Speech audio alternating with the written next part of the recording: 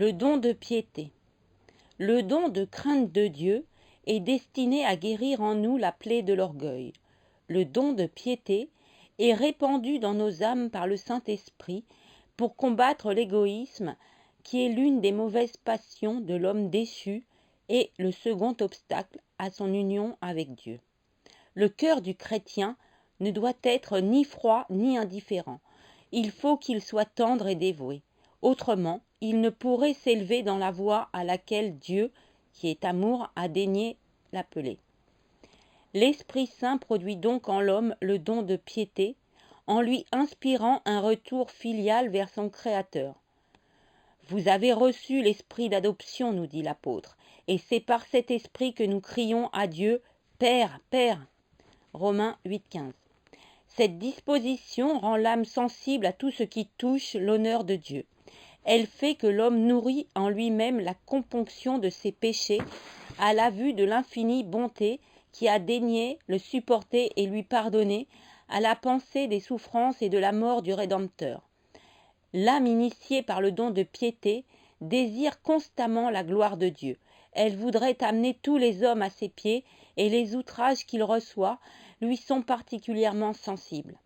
Sa joie est de voir le progrès des âmes dans l'amour et les dévouements que cet amour leur inspire pour celui qui est le souverain bien.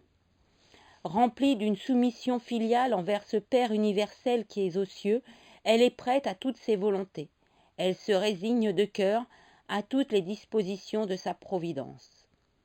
Sa foi est simple et vive.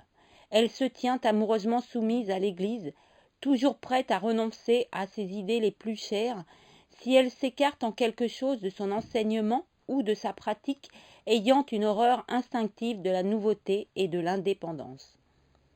Ce dévouement à Dieu qu'inspire le don de piété, en unissant l'âme à son Créateur par l'affection filiale, l'unit d'une affection fraternelle à toutes les créatures, puisqu'elles sont l'œuvre de la puissance de Dieu et qu'elles sont à lui.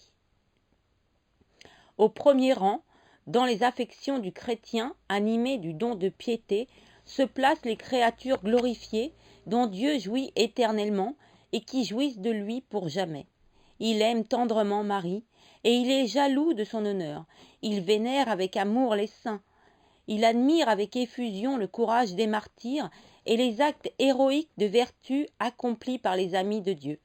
Il se délecte de leurs miracles, il honore religieusement leurs reliques sacrées. Mais son affection n'est pas seulement pour les créatures couronnées au ciel. Celles qui sont encore ici-bas tiennent une large place dans son cœur. Le don de piété lui fait trouver en elle Jésus lui-même. Sa bienveillance pour ses frères est universelle. Son cœur est disposé au pardon des injures, au support des imperfections d'autrui, à l'excuse pour les torts du prochain. Il est compatissant pour le pauvre, empressé auprès de l'infirme.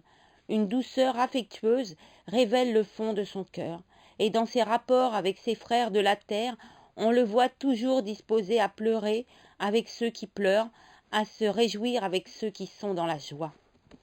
Telle est, ô divin Esprit, la disposition de ceux qui cultivent le don de piété que vous avez versé dans leurs âmes.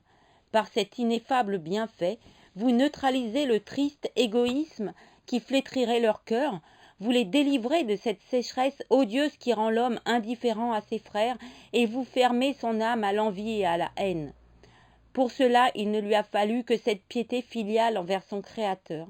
Elle a attendri son cœur et ce cœur s'est fondu dans une vive affection pour tout ce qui est sorti des mains de Dieu.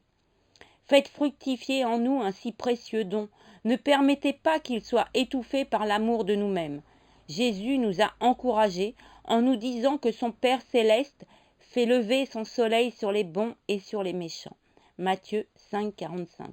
Ne souffrez pas, divin Paraclète, qu'une si paternelle indulgence soit un exemple perdu pour nous et daignez développer dans nos âmes ce germe de dévouement, de bienveillance et de compassion que vous y avez placé au moment où vous en preniez possession par le saint baptême.